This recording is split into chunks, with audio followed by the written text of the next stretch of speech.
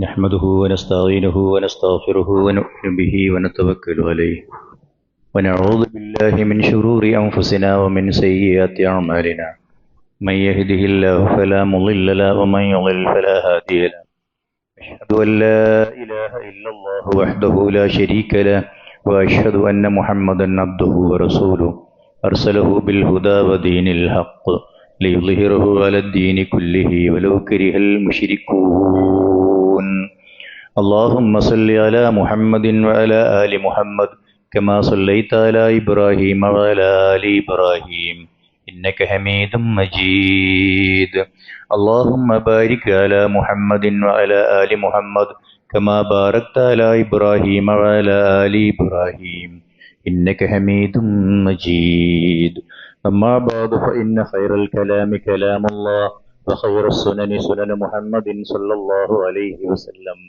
وشر الأمور محدثاتها وكل محدثة بدعة وكل بدعة ضلالة أيها الإخوة والأخوات أوصيكم وإياي أولا بتقوى الله أعوذ بالله السميع العليم من الشيطان الرجيم بسم الله الرحمن الرحيم يا أيها الناس اتقوا ربكم الذي خلقكم من نفس واحدة وخلق منها زوجها وبث منهما رجالا كثيرا ونساء واتقوا الله الذي تساءلون به والأرحام إن الله كان عليكم رقيبا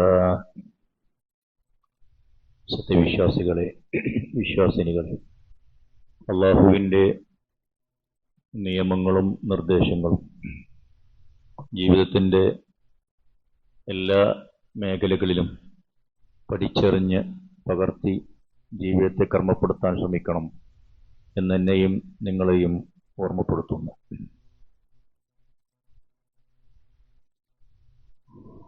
അല്ലാഹു സുബ്ഹാനഹു വ തആല ആദം നബിയെ സൃഷ്ടിക്കുന്നതിൻ്റെ മുന്നോടിയായി അല്ലെങ്കിൽ ആ സന്ദർഭത്തിൽ മലക്കുകളെ വിളിച്ചറിയിച്ചത് ഇന്നി ജാഇലുൻ ഫിൽ അർളി ഖലീഫ എന്നാണ്.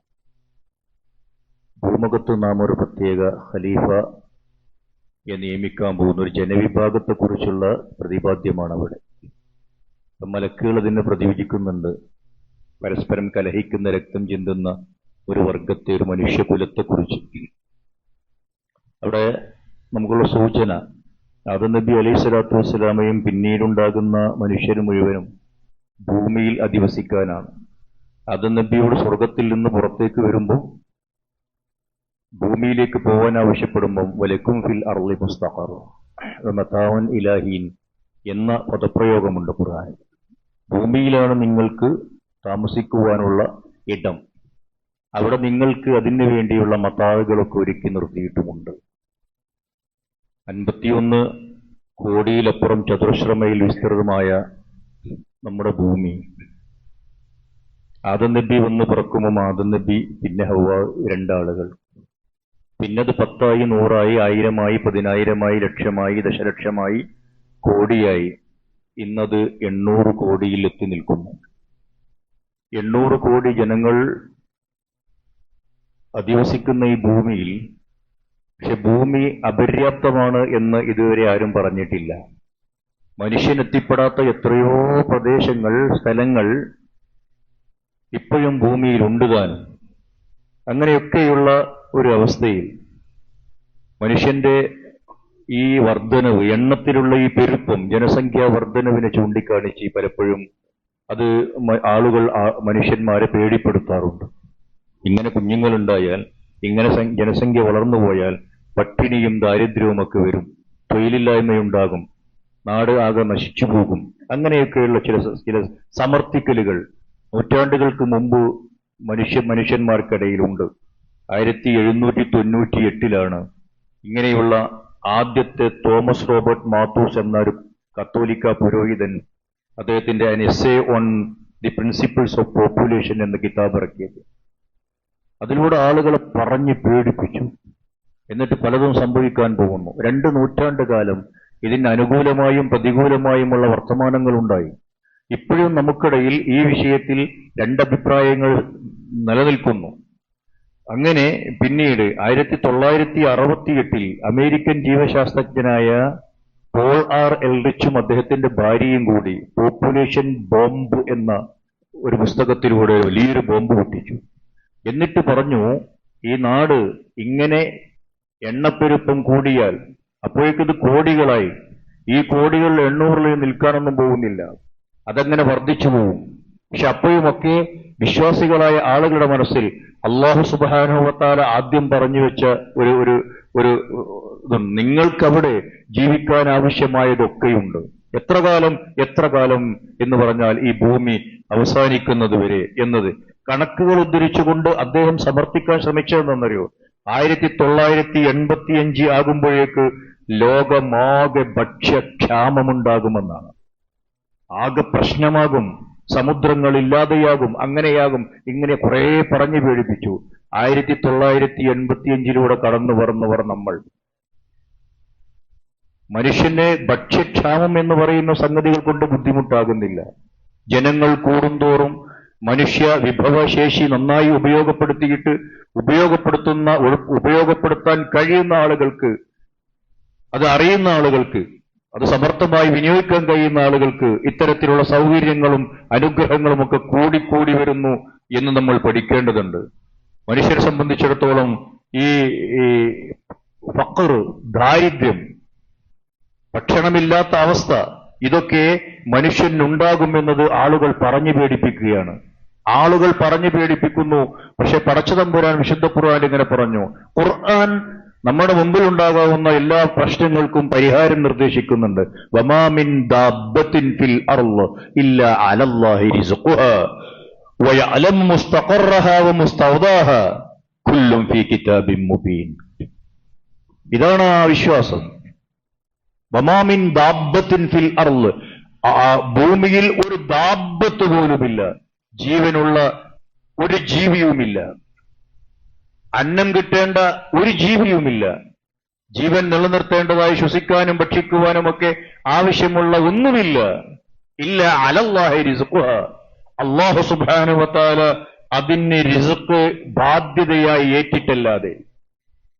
പിന്നെ പട്ടിണി മരണങ്ങൾ രാജ്യത്തുണ്ടാകുന്നുണ്ടല്ലോ, അതുണ്ടാകുന്നത് അല്ലാഹു സുബ്ഹാനഹു വ തആല നമ്മളോട് കൽപ്പിച്ചതും മനുഷ്യന്മാർ പരസ്പരം തമ്മിലുള്ള ബാധ്യതയായി മറ്റുള്ള ആളുകൾ മുഴുവൻ സമ്മതിക്കുന്നതുമായ കുറെ ധർമ്മങ്ങൾ, കുറെ മര്യാദകൾ ആ മനുഷ്യന്മാർ പാലിക്കാതെ പോകുമ്പോഴാണ്. ഉള്ളവർ കെട്ടിപ്പൂട്ടി വെക്കുകയും ഇല്ലാത്തവന് കൊടുക്കണം എന്ന് പറയുന്ന അവസ്ഥ ഇല്ലാതിരിക്കുകയും ചെയ്യുമ്പോൾ ഒരുപക്ഷെ അങ്ങനെ ഉണ്ടാകും. ജനിച്ചു വീണ ഓരോ കുഞ്ഞിനും അല്ലാഹു സുബ്ഹാനഹു വ തആല റിസ്ക് കണക്കാക്കിയിട്ടുണ്ട്. അല്ലാഹുവിനറിയാം അവരുടെ താമസ സ്ഥലം എവിടെയാണെന്ന്, അല്ലാഹുവിനറിയാം അവരുടെ സൂക്ഷിപ്പ് സ്ഥലം എവിടെയാണെന്ന്. ഇതെല്ലാം അല്ലാഹു കണക്കാക്കി വെക്കുക മാത്രമല്ല, കുല്ലും ഫീ കിതാബിൻ മുബീൻ, വ്യക്തമായി രേഖപ്പെടുത്തി വെക്കുക പോലും ചെയ്തിട്ടുണ്ട്. ഈ റിസ്ക് അല്ലാഹു സുബ്ഹാനഹു വ തആല ഓരോ മനുഷ്യനും കണക്കാക്കിയതനുസരിച്ചാണ് ഇവിടെ ലഭിക്കുന്നതും. അതിനുവേണ്ടി അധ്വാനിക്കുക എന്നത് നമ്മുടെ മേൽ നിർബന്ധമായ ഒരു ബാധ്യതയായി വെക്കുക കൂടി ചെയ്യുന്നു. ദാരിദ്ര്യത്തെ ഭയപ്പെടുത്തുന്നത്, ദാരിദ്ര്യത്തെക്കുറിച്ച് നമ്മളെ പേടിപ്പിക്കുന്നത്, നീച പ്രവർത്തനങ്ങൾ നമ്മളോട് ആവശ്യപ്പെടുന്നത്, നമ്മുടെ മനസ്സിൽ തോന്നിപ്പിക്കുന്നത്, എന്നിട്ട് നമ്മളെ പ്രേരിപ്പിക്കുന്നത് പിശാചാണ്. അശ്ശൈത്താൻ യഇദുക്കും അൽ ഫഖർ വയഅ്മുറുക്കും ബിൽ ഫഹ്ശാ. പിശാച് നിങ്ങളോട് കൽപ്പിക്കുന്നു എന്ത്? നിങ്ങളെ പേടിപ്പിക്കുന്നു. യഇദുക്കും അൽ ഫഖർ, ദാരിദ്ര്യമുണ്ടാകുമേ. സ്വാർത്ഥരാക്കി നമ്മളെ മാറ്റുകയും ചെയ്യുന്നു. എന്നിട്ട് വേണ്ടാത്തരങ്ങൾ ചെയ്യാൻ നമ്മളെ അടിക്കടി പ്രേരിപ്പിക്കുന്നു. അല്ലാഹു ആണെങ്കിൽ നിങ്ങളെ മഗ്ഫിറത്തിലേക്കും അല്ലാഹുവിന്റെ ഫളിലേക്കുമാണ് വിളിക്കുന്നതും ക്ഷണിക്കുന്നതും.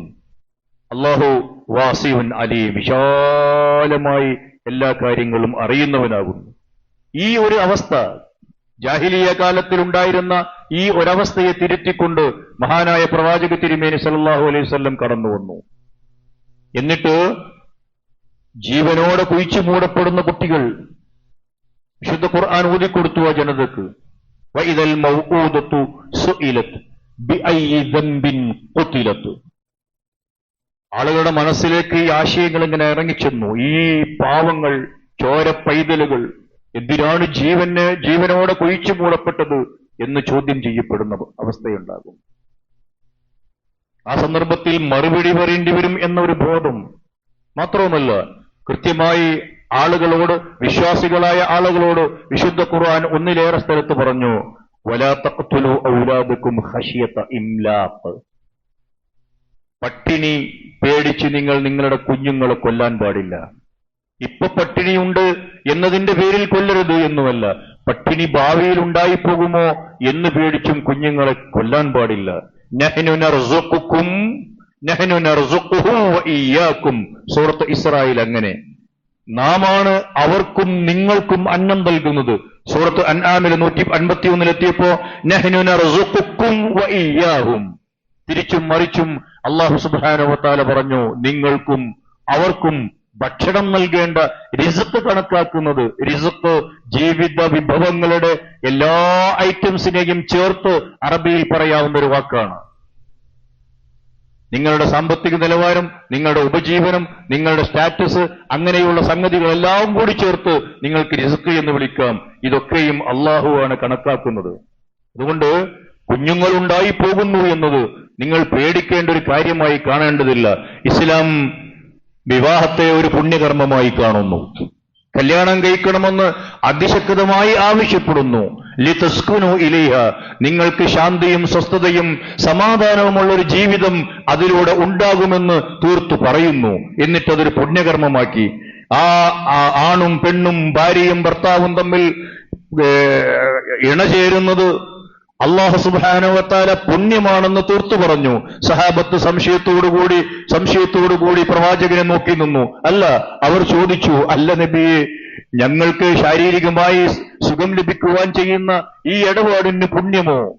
പ്രവാചകൻ തിരിച്ചു ചോദിച്ചു, നിങ്ങൾ അത് മറ്റൊരു സ്ത്രീയിലാണ് ചെയ്യുന്നത് എങ്കിൽ നിങ്ങൾക്ക് വ്യഭിചാരം ചെയ്തതിന്റെ കുറ്റം കിട്ടൂലേ? കിട്ടും. നിങ്ങൾക്ക് നിങ്ങളുടെ ഇണകളിലാകുമ്പോ അതിന് കൂലിയുണ്ടെന്ന് പഠിപ്പിച്ചു. കൂലിയുള്ള മനസ്സിന് സുഖവും മനസ്സിന് സ്വസ്ഥതയും അള്ളാഹുവിന്റെ പക്കൽ കൂലിയുമുള്ള അമലുകൾ ചെയ്യുമ്പോൾ മനുഷ്യന്റെ മനസ്സിന് നേരത്തെ പറഞ്ഞ വല്ലാത്ത സക്കീനത്തുണ്ടാക്കിയെടുക്കാൻ കഴിയും. അങ്ങനെ മുലയൂട്ടുന്നത് പുണ്യമാണെന്ന് പറഞ്ഞു. അതുപോലെ ഇണക്കും മക്കൾക്കും വേണ്ടി അധ്വാനിക്കുന്നത് പുണ്യമാണെന്ന് പറഞ്ഞു. അവർക്ക് ചെലവെടുക്കുന്നത് പുണ്യമാണെന്ന് പറഞ്ഞു. പുണ്യങ്ങളുടെ ഒരുപാട് നീണ്ട ശൃംഖലയാണ് ദാമ്പത്യ ജീവിതത്തിലൂടെ വിശ്വാസികളായ ആളുകൾക്ക് അള്ളാഹു നൽകാൻ ഉദ്ദേശിക്കുന്നത്. അള്ളാഹു ജഅല ലക്കും മിൻ അൻഫുസികും അസ്വാജ, അള്ളാഹു നിങ്ങളിൽ നിന്ന് ഇണകളെ സൃഷ്ടിച്ചിട്ടുണ്ട്. വജഅല ലക്കും മിൻ അസ്വാജികും ബനീന വഹഫദ, നിങ്ങളുടെ ഇണകളിൽ നിന്ന് നിങ്ങൾക്ക് കുട്ടികളും നിങ്ങൾക്ക് പുത്രന്മാരെയും പൗത്രന്മാരെയും അള്ളാഹു സുബ്ഹാനഹു വ തആല ഉണ്ടാക്കി വെച്ചിട്ടുണ്ട്. അതിനാണ് ഈ ദാമ്പത്യം, അതിനാണ് ഈ കുടുംബജീവിതം നയിക്കുന്നത്. അത് കുടുംബജീവിതത്തിന്റെ വളരെ പ്രധാനപ്പെട്ട ഒരു ലക്ഷ്യമായി അള്ളാഹുവിന്റെ മതം കാണുന്നു. നിങ്ങൾ പേടിക്കേണ്ട. വറസഖകും മിനത് ത്വയ്യിബാത്ത്, ത്വയ്യിബാത്തുകളിൽ നിന്ന് വിഭവങ്ങൾ അള്ളാഹു സുബ്ഹാനഹു വ തആലയാണ് നിങ്ങൾക്ക് നൽകുന്നത്, നിങ്ങൾക്ക് നൽകുകയും ചെയ്യും. അഫബിൽ ബാത്തിലി യുഅ്മിനൂൻ, എന്നിട്ടും ആളുകൾ ഉരുട്ടിക്കൂട്ടിക്കൊണ്ടുവരുന്ന തെറ്റായ പ്രത്യയശാസ്ത്രങ്ങളുടെ പിന്നാലെ പോവുകയാണോ നിങ്ങൾ? ആളുകൾ പറഞ്ഞു പേടിപ്പിക്കുമ്പോ നിങ്ങൾ അള്ളാഹുവിന്റെ നിയമങ്ങൾ വലിച്ചെറിയുകയാണോ? ബിനിഅ്മത്തില്ലാഹി ഹും യക്ഫുറൂൻ, അള്ളാഹുവിന്റെ കാരുണ്യത്തെ തൊട്ട് നിഷേധികളായി മാറുകയാണോ എന്ന് നമ്മുടെ ലോകം, നമ്മുടെ രാജ്യം, നമ്മുടെ ഓരോ യൂണിറ്റുകളും, രാജ്യത്തിന്റെ ഭരണകൂടത്തിന്റെ ഓരോ ചെറിയ യൂണിറ്റുകൾ പോലും കുടുംബാസൂത്രണത്തിന്റെ പേരിൽ കാട്ടിക്കൂട്ടിയ കോപ്രായങ്ങൾ എത്രമേൽ ആസൂത്രിതവും എത്രമേൽ വ്യവസ്ഥാപിതവുമായി നമ്മുടെ നാട്ടിൽ നടപ്പിലാകുന്നു. അതിന്റെ സന്താന നിയന്ത്രണം എന്ന പേരിൽ ഒരുപാട് മുദ്രാവാക്യങ്ങൾ. നാം 2, നമുക്ക് 2. ആദ്യം 3 പിന്നത് നാം 2, നമുക്ക് 2 പിന്നീടത് നാം 2, നമുക്ക് 1 മതി എന്നായി. ഇപ്പോ കല്യാണമേ വേണ്ട എന്ന അവസ്ഥയിലേക്കും പോകുന്നു. അങ്ങനെയൊക്കെയുള്ള അവസ്ഥ ഇങ്ങനെ വരുമ്പോ നമ്മളെ സംബന്ധിച്ചിടത്തോളം ഈ വല്ലാത്തൊരവസ്ഥ ഞാൻ നേരത്തെ സൂചിപ്പിച്ച പോലെ, അപ്പോഴും അള്ളാഹുവിന്റെ മതത്തിൽ വിശുദ്ധ ഖുർആനിന്റെ കിതാബുകളൊക്കെ ഇതിനെതിൽ സംസാരിച്ചു കൊണ്ടേയിരിക്കുന്നുണ്ട്. അപ്പൊ നമ്മൾ പറഞ്ഞു, വിശ്വാസികളായ ആളുകൾക്ക് അള്ളാഹുവിന്റെ ദീൻ പറഞ്ഞ ഒരു സങ്കല്പമുണ്ട്. സന്താനങ്ങളെ സംബന്ധിച്ചിടത്തോളം അവിടെ ഏതൊക്കെ രൂപത്തിലാവാം, ഒരു വലിയ വിഷയമാണത്. സന്താനങ്ങളെ വേണ്ടെന്ന് വെക്കുന്ന അവസ്ഥയോ, സന്താനങ്ങൾക്കിടയിൽ അകലം പാലിക്കാനുള്ള സംഗതികളോ, അതൊക്കെ രണ്ടും രണ്ടായി കാണണം. ഫുൾ സ്റ്റോപ്പ് ഇടുന്ന അവസ്ഥയോ, സന്താനം വേണ്ടെന്ന് വെക്കുന്ന അവസ്ഥയോ, കുട്ടികൾ ഉണ്ടായാൽ അത് പൊല്ലാപ്പാണ് എന്ന് വെക്കുന്നതിനെ ഇസ്ലാം അനുകൂലിക്കുന്നില്ല. അല്ലാഹു സുബ്ഹാനഹു വ തആല ലോകരാജ്യങ്ങൾ ഇപ്പൊ എന്താ ചെയ്തുകൊണ്ടിരിക്കുന്നവരോ, ലോകരാജ്യങ്ങൾ അതിശക്തമായി തിരിച്ചോടുകയാണ്. വല്ലാത്ത തിരിഞ്ഞോട്ടം. ഫാദർഹുഡ് അവാർഡ് പ്രഖ്യാപിച്ചിട്ടുണ്ട് അമേരിക്കയിൽ, കൂടുതൽ കുട്ടികൾ ഉണ്ടാകുന്നതിന് പ്രോത്സാഹിപ്പിക്കാൻ. റഷ്യയാണ് വല്ലാത്ത ഒരു അവസ്ഥയിലേക്ക് പോയത്. അവിടെ മിനിസ്ട്രി ഓഫ് സെക്സ് ആരംഭിക്കുന്നു. ഒരുപാട് മന്ത്രാലയങ്ങളുണ്ട്. അതിന്റെ കൂട്ടത്തിൽ പുതിയതൊന്ന് വന്നു ചേരുന്നു.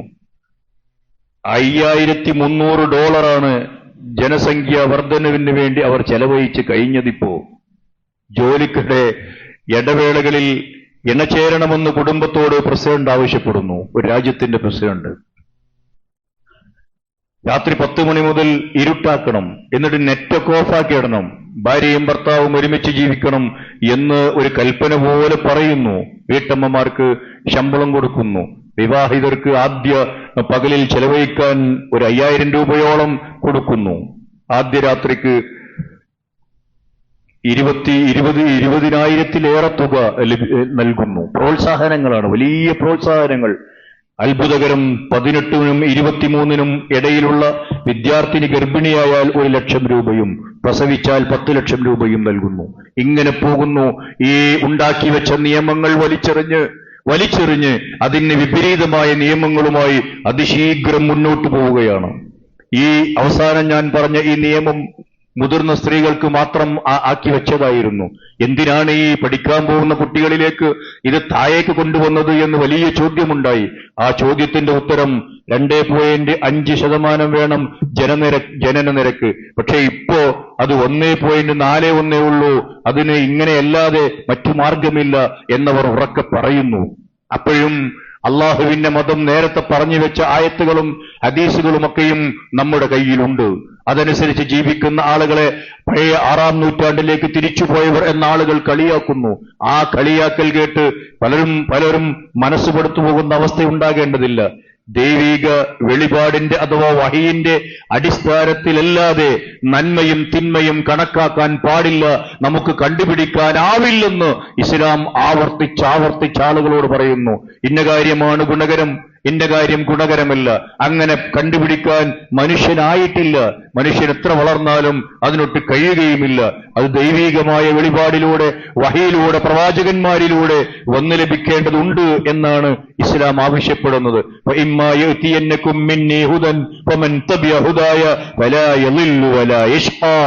അള്ളാഹുവിന്റെ പക്കൽ നിന്ന് വരുന്ന ദിവ്യ പ്രകാശങ്ങളെ, വേദ വെളിച്ചത്തോടൊപ്പം നിൽക്കാൻ തയ്യാറായാൽ, വഹീനോടൊപ്പം നിൽക്കാൻ തയ്യാറായാൽ, പ്രവാചകന്മാരുടെ അധ്യാപനങ്ങൾക്കൊപ്പം നിൽക്കാൻ തയ്യാറായാൽ, പിന്നീട് നിങ്ങൾ വഴിവെച്ചു പോകുന്ന പ്രശ്നമില്ല. നിങ്ങൾ പാതിവഴിയിൽ ആർത്തട്ടഹസിക്കേണ്ടി വരില്ല. നിങ്ങൾ ചെയ്തുപോയ തെറ്റുകൾക്ക് സങ്കടപ്പെടേണ്ടി വരില്ല. അബദ്ധമായി പോയി എന്ന് പറയേണ്ടി വരില്ല. മതത്തിന്റെ നിയമങ്ങൾ, ഇസ്ലാം മുന്നോട്ട് വെച്ച ഏതെങ്കിലും ഒരു നിയമങ്ങൾ പുറകോട്ട് നടക്കേണ്ടി വന്ന ചരിത്രമുണ്ടായിട്ടില്ല. അള്ളാഹുവിന്റെ കിതാബും പ്രവാചകന്റെ സുന്നത്തും പറയുന്നതാണ് എങ്കിൽ അതിൽ നിന്ന് പുറകോട്ടടിക്കേണ്ട ആവശ്യവും വരില്ല എന്ന് നമ്മൾ മനസ്സിലാക്കണം. അങ്ങനെ ഇസ്ലാമിനോട് കൂറ് പുലർത്തിക്കൊണ്ട് ജീവിക്കുന്ന നല്ല വിശ്വാസികളായി ജീവിച്ചു മരിക്കുവാൻ അല്ലാഹു സുബ്ഹാനഹു വ തആല നമുക്കെല്ലാവർക്കും, നാമുമായി ബന്ധപ്പെട്ട് ജീവിക്കുന്നവർക്കും തൗഫീഖ് നൽകി അനുഗ്രഹിക്കുമാറാവട്ടെ.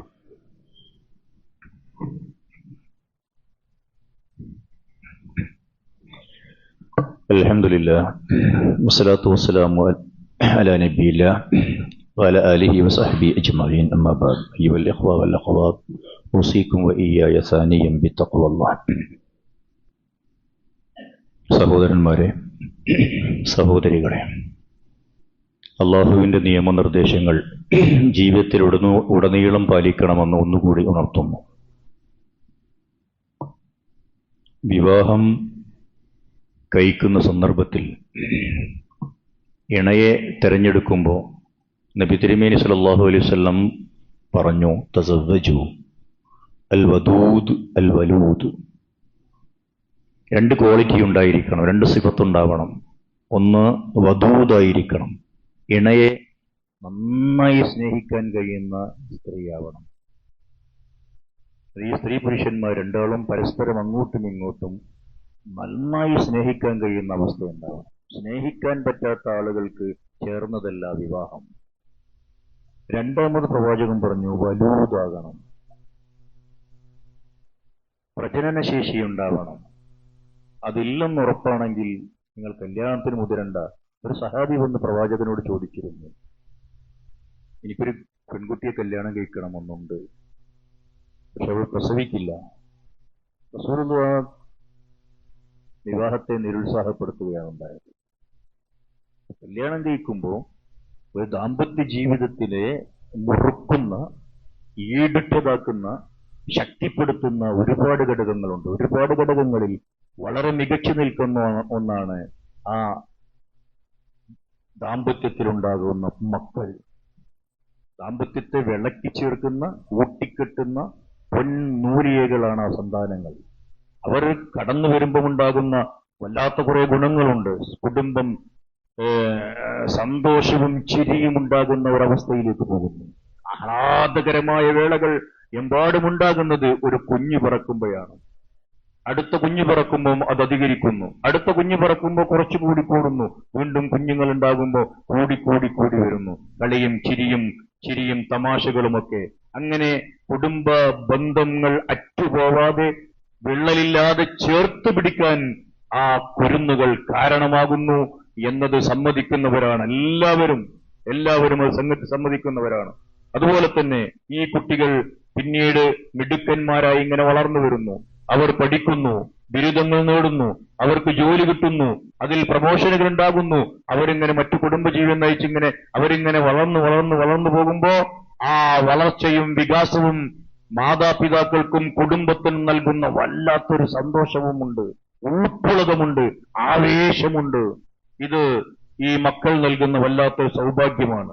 കുട്ടികളുടെ ജീവിതത്തിൽ ഉണ്ടാകാവുന്ന അവരുടെ ഒരുപാട് അനുഭവങ്ങൾ, ആ അനുഭവങ്ങൾ അവിസ്മരണീയമായ ഓർമ്മയായി മാതാപിതാക്കൾ കൊണ്ടു നടക്കുന്നു.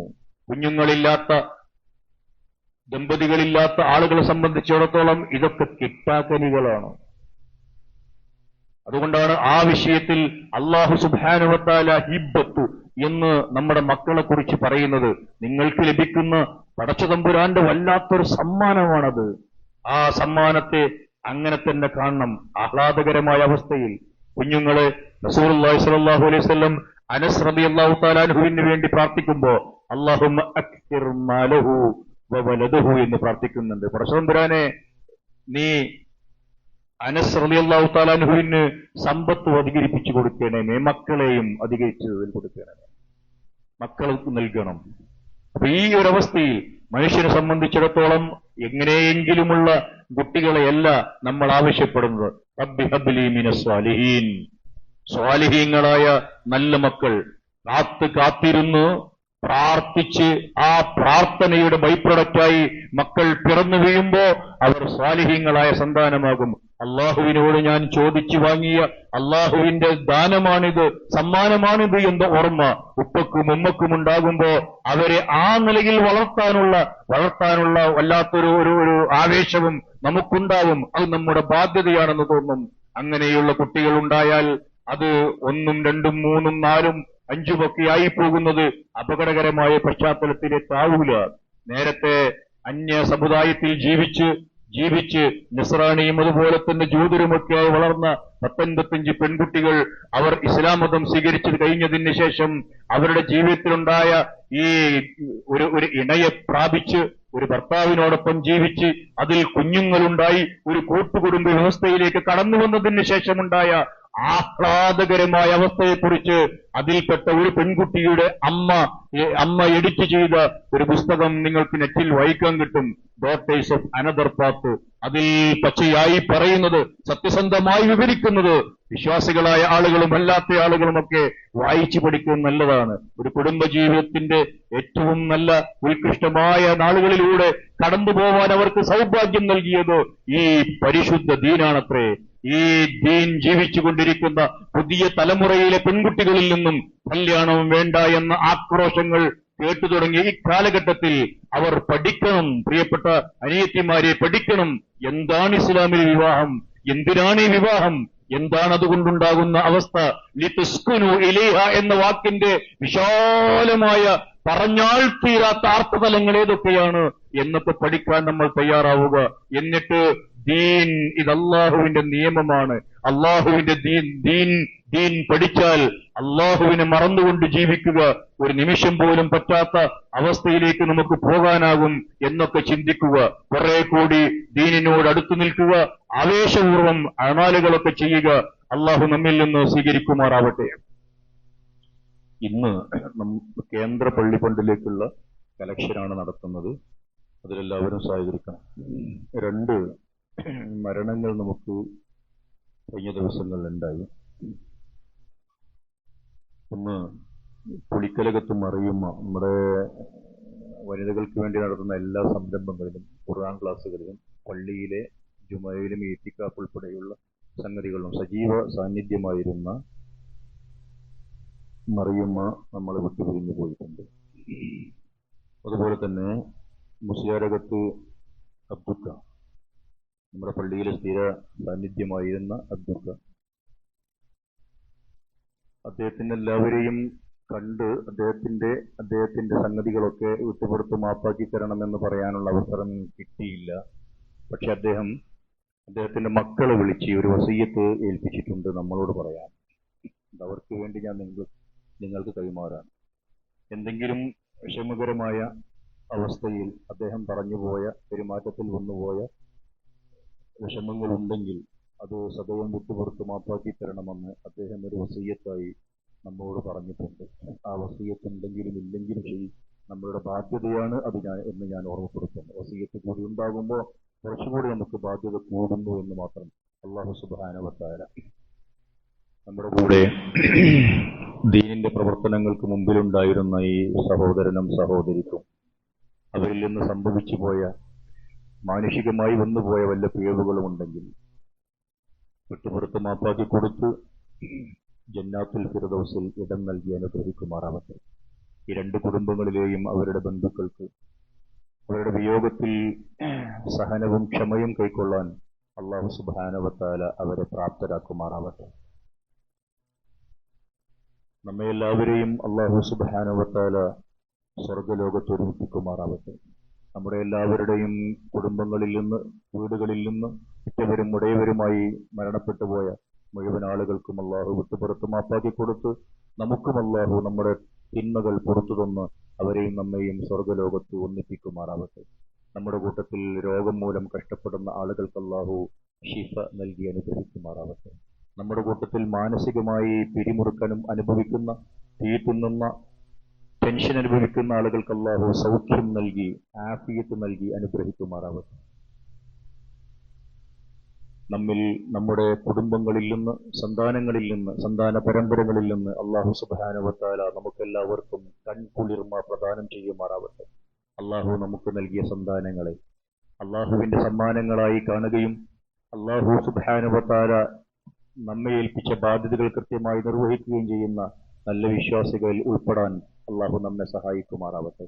അല്ലാഹുമ്മ ഗ്ഫിർ ലിൽ മുഅ്മിനീന വൽ മുഅ്മിനാത്ത് വൽ മുസ്ലിമീന വൽ മുസ്ലിമാത്ത്